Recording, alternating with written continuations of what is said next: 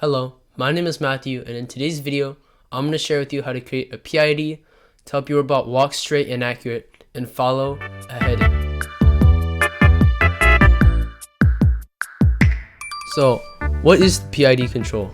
So the PID loop basically means you change the turn speed by the amount that the robot needs to turn.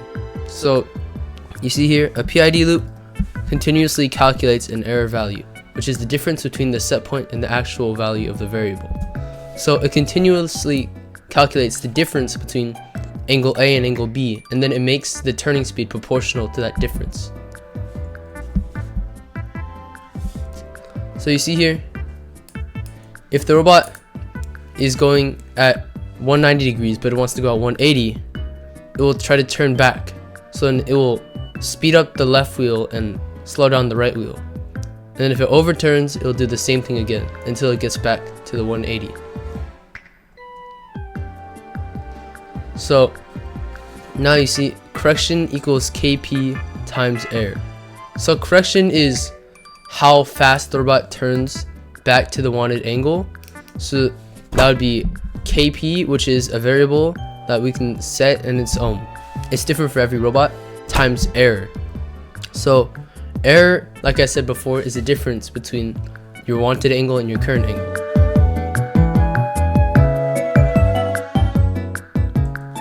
So you see here, this is the basic P part of the PID. It's correction equals KP times error. And then this KI part is the I, or the integral part of PID. So KI times sum of error. So integral deals with the static error. So let's say your error is 30 degrees, so you want to turn 30 degrees. But if the error stays the same for a good second or two, that means the robot's not actually turning. Then the robot's gonna need to push a little bit harder to get to the wanted angle. And then KD is the derivative part. So derivative deals with change rate error. So if your robot is turning too fast, the robot measures the error every 20 milliseconds because it's constantly measuring. So you can see this formula, error t minus error t minus 1. So that means the current error and the previous error. So if the difference between the current error and the previous error is a lot, that means the robot's turning very fast. So if the robot's turning very fast, then it's going to need to slow it down so the robot doesn't overturn. But the thing is that the KD and the KI are very hard to use, and many people just use the KP part like we did in our first year of Vex, and that worked pretty well for us. So the KD and KI could be not super reliable, so I would probably just stick to KP if we're just starting out the PID.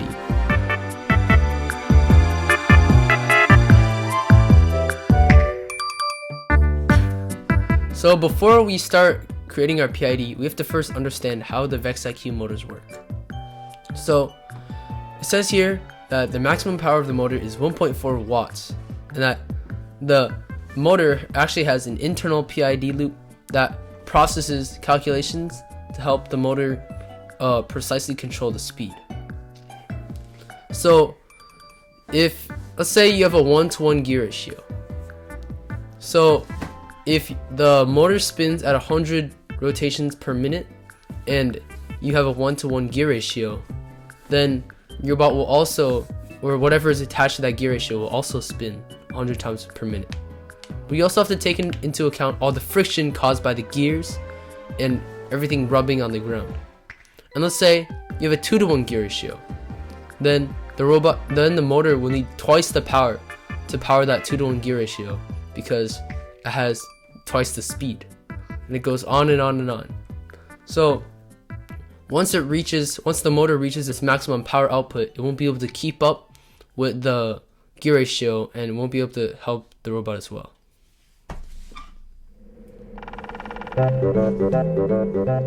So in my previous video, I showed you how to find the maximum value that the driving motor can reach. So in our experiment, we set the motor speeds to 100 and then we set it to 80, and we ran it the robot actually ran at the same speed. That means the maximum speed of the robot isn't 100, but it's actually 80. Because when you call something greater than 80, it'll just run at 80. So this is very important for your PID, because let's say you call the left side to go to 100%, but you call the right side to go at 80. So 100 is greater than 80, so you would expect it to turn, right? But actually, if the maximum velocity is 80, that means both sides will be running at the same speed, and that would mess up your PID.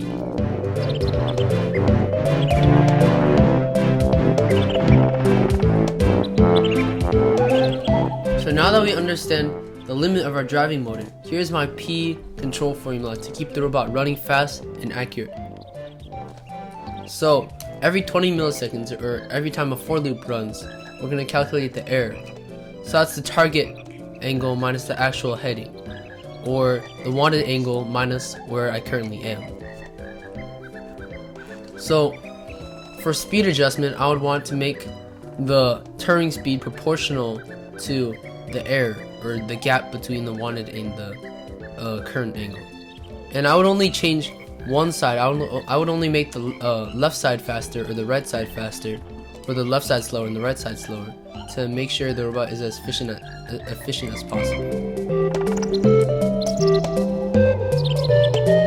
So now that we have a basic formula, but how can we determine the KP? So I searched everywhere online, and there's no standard way to find it, and people just find their KP through experiments.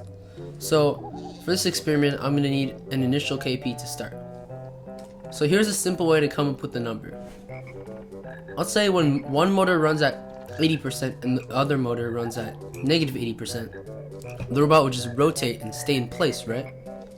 So I'd want the robot to rotate and stay in place when the angle, or the error, is greater than 45 degrees, because that's a pretty big turn, and rotating turns the robot pretty quickly. So the difference between negative 80 and 80 would be 160, and you would divide that by 45 to find your KP. So then our KP would be 3.5. So remember, this is just a rough estimate, but you're still gonna have to test for a better KP.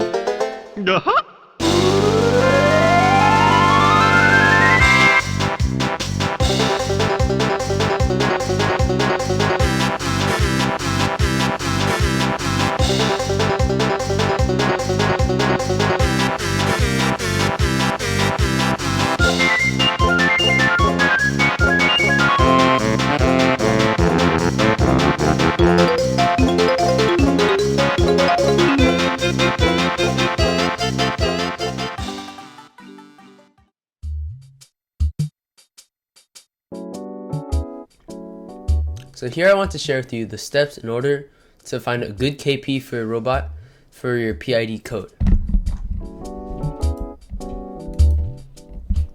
So first, you need to add these lines of code. So basically what these lines of code do is that they kind of record what your robot sees into your SD card. So I went over that in a separate video, so I'll link that in the description below. But you should probably go check it out and look at the GitHub that I posted as well. There's a sample code there which also has these lines of code, but basically it just plugs in what the robot sees and puts it into the SD card so you can read it.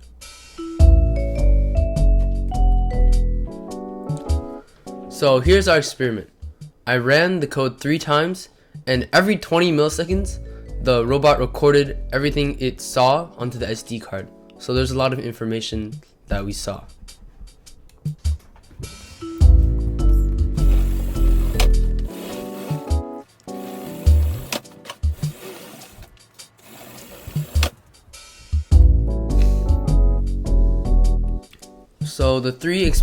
So we have 3 experiment files here. So you see here there is the error, so how much the robot is off by, and then also the speeds of the left and right wheels. So as you see here, for the majority of the run, remember this is just one run, the error stays around like less than 2 for most of the time. And here when it says -5, that's just when the robot hits the wall, so it gets offset. So now we want to see what happens when we have a higher KP. So we tested KP6 3 times, KP8 3 times, and KP10 3 times. On the left 3 files are KP6 and the right 3 files are KP8. So as you see here, the right 3 files are KP10. So as you see here on the right, the error stays a little bit smaller than on the left, but they both stay pretty small. So now we want to see what happens if we set the KP to a very, very high number. So in this video, we set the KP to 20.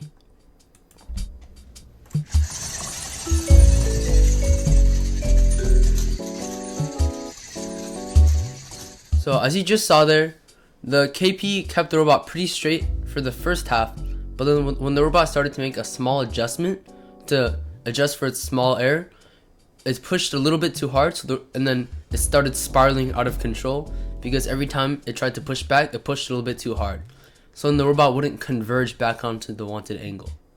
So now we know that KP 20 is too high. So for a simple walk experiment, we know that both KP 6 and 10 work. But to more efficiently test this, we also made up 2 other tests. The first one is we hit the robot while it was moving to see if the robot would converge.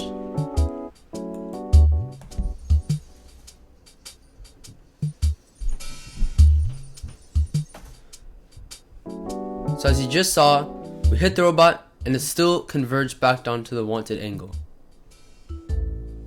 Now our second experiment is starting the robot off at a different angle than its actual wanted angle. So the first 2 runs, the robot started on the angle that it wanted to go on. But here, we started it a little bit off than the wanted angle, which was 180.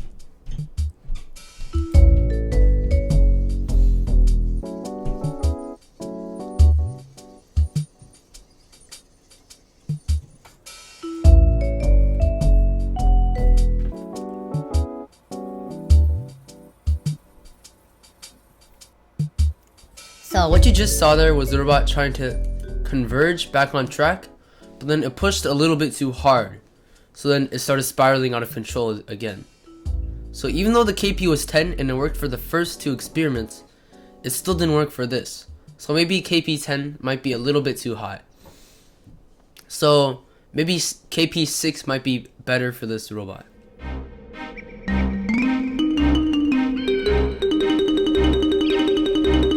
Some other common issues that could be messing up your PID would be these. So the first one would just be not attaching the wheel and motor correctly. So as you just saw there, the motor and wheel, they were a little bit wobbly, which could cause the robot to maybe slow down on one side and speed up on the other side, or just have one side maybe like stop spinning for like half a second. And that could definitely mess up your PID. Another issue, as you see in the middle, is the robot rubbing the side of the robot, or the side bar. So when the wheel rubs against the side bar, that causes friction and it causes that side to go a little bit slower. So that could also mess up your PID, because when you're calling the robot, when you're calling the left side to maybe run at like 80, it could actually only be running at 50. Finally, on the right, you see there's a wire dragging on the ground. So a wire dragging on the ground could also cause drag and friction, which could slow down one side and make it uneven. So we have to make sure that 1, there's nothing rubbing on the ground, 2, the wheels aren't touching anything that could cause it to slow down, and 3, that everything is secure. So in this video, we discussed how to create a a P formula, just a P, that your robot can handle, and also how to experiment and find a good KP. But we only showed you guys how to make it walk forward. So you can apply the same logic to make the robot walk backwards. So if you need help with that, make sure you comment, but I think you guys got this. And then another issue would be that when the robot turns between 0 degrees and 360 degrees, because 360 and 0 are the same, there's a big jump between, let's say, 10 degrees and 350 degrees, even though it's actually only a 20-degree difference. The robot sees it as a 340-degree difference. So there is a way to solve this problem with a little bit of math, but I think you guys got this as well. Make sure to comment if you have any problems. So another thing I would like to discuss is the precision. So we found that using the P control, the KP6 works for all the tests, including walking straight and being pushed while walking straight. But it can still vary and swing by around 1.5 degrees each side. So that means it has the error margin of about 3 degrees. So the question is 3 degrees precise enough? So you got to keep in mind that your VexIQ robot always interacts with the field elements, which could always mess up your heading by like 1, 2, or 3 degrees. So even if you have the most precise PID in the world, the heading will still get messed up occasionally when the robot touches one of the field elements. So, one way you can solve this is by incorporating like a realignment in your drive plan, or like pushing it against the wall to reset the heading to 180 or 90 because the wall is straight and flat. There's also other ideas to help your robot stay precise, but we found that an error margin of within like 2, 3, or 4 degrees should work well enough for a VexIQ game, especially this year. So that's all I got, and thank you guys for watching.